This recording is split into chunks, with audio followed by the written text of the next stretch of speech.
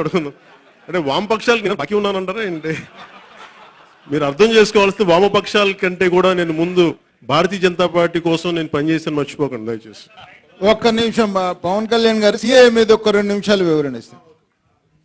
అలాగే అనేక అంశాలు మీకు తెలియజేస్తాం, ఏ అంశాల గురించి మాట్లాడుకున్నాము. అలాగే సిటిజన్షిప్ అమెండ్మెంట్ యాక్ట్ గురించి, వీటి గురించి కూడా వచ్చినప్పుడు చాలా మంది బాబు ప్లీజ్ దయచేసి సిటిజన్షిప్ అమెండ్మెంట్ యాక్ట్ గురించి చాలా లోతైన డిస్కషన్ జరిగింది. గత వారాలుగా నేను కూడా శ్యామ్ ప్రసాద్ ముఖర్జీ రీసెర్చ్ ఇన్స్టిట్యూట్ వాళ్ళు పబ్లిష్ చేసిన వైట్ పేపర్ని క్షుణ్ణంగా చదివా. సిడబ్ల్యూఐ గురించి మాట్లాడబోయింది ముందు మనం అర్థం చేసుకోవాల్సింది, అఖండ భారతంగా ఉన్న మన దేశం పాకిస్తాన్గా భారతదేశంగా హిందుస్థాన్ విడిపోయినప్పుడు పాకిస్తాన్ ముస్లిం లీగ్ ప్రేరణతోటి అది ఇస్లామిక్ రిపబ్లిక్గా అనౌన్స్ చేసుకుని వెళ్ళిపోయారు.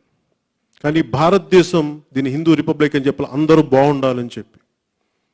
భారతీయ సనాతన ధర్మం, సంస్కృతి అన్ని మతాల్ని సమానంగా గౌరవించే సాంప్రదాయం, సంస్కృతి.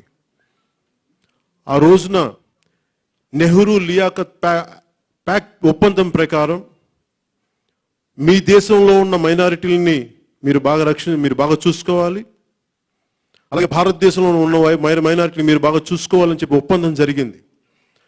భారతదేశం గౌరవించింది కానీ ఆ ఒప్పందాన్ని పాకిస్తాన్ గౌరవించలేదు. ఈ రోజున ఎక్కడ ప్రారంభమైన ఎక్కడున్న సంఖ్య అధిక సంఖ్యలోని హిందువులు అక్కడ మనం అర్థం చేసుకోవాల్సింది సిడబ్ల్యూఐకి సంబంధించి. ఈరోజు అక్కడి నుంచి ఉన్న మైనారిటీలు ఆఫ్ఘనిస్తాన్ కానీ, బంగ్లాదేశ్ కానీ, పాకిస్తాన్లో కానీ అత్యధికులు వెనుకబడిన కులాలు, దళిత కులాల నుంచి మిగిలిపోయిన వాళ్ళు అక్కడ హిందువులు. వాళ్ళ మీద విపరీత దాడులు మొన్నటికి మనం చూశారు. మన పాకిస్తాన్ క్రికెటర్ ఏమన్నా షోయబ్ అఖ్తర్ మేము కలిసి ఉన్న ఒకే ఒక్క హిందూ వికెట్ కీపర్కి మేము ఎలా కలిసి ఉన్నామని చెప్పారు. అంటే ఒక cricket player, national cricket player, క్యాప్టెనే, ఫార్మర్ క్యాప్టెన్ ఆ స్థాయిలో మాట్లాడుతుంటే ఇంకా మామూలు హిందువులు ఎంత అట్రాసిటీస్ గురవుతారో మీరు ఊహించుకోవచ్చు. అలాగే ఒక బంగ్లాదేశ్లో ఉండే హైయెస్ట్ సుప్రీంకోర్టు జడ్జ్, ఆయనకి స్థాయికి ఏమైందో మీ అందరికీ తెలుసు. ఇలా హిందువులు, మైనారిటీలు, అక్కడ మైనారిటీలు అయిన హిందువులు, క్రిస్టియన్స్ కానీ మిగతా మతాలు ఇబ్బంది పడుతున్నప్పుడు వారిని ఎవరు రక్షించాలి? గాంధీ గారు ఆ రోజు చెప్పింది,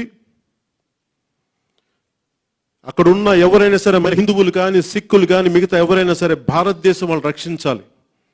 ఈ రోజున భారతీయ జనతా పార్టీ ప్రభుత్వం చేస్తున్నది, నరేంద్ర మోదీ గారు చేస్తున్నది, గాంధీ గారు ఏం చెప్పారో, నెహ్రూ గారు ఏం మాట ఇచ్చారో,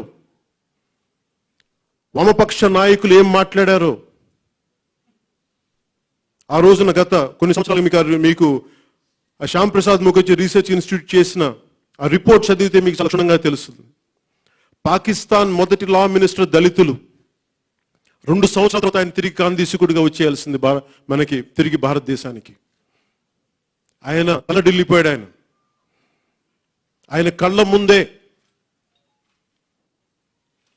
తను ఎవరి కోసం అయితే నిలబడ్డాడో, పాకిస్తాన్లో మేము ఉండిపోతామని నిలబడిన వ్యక్తి హిందువులందరినీ ఊచకోతగా నరికేస్తుంటే విట్నెస్ చేసిన వ్యక్తి, అల్లరి మూకలు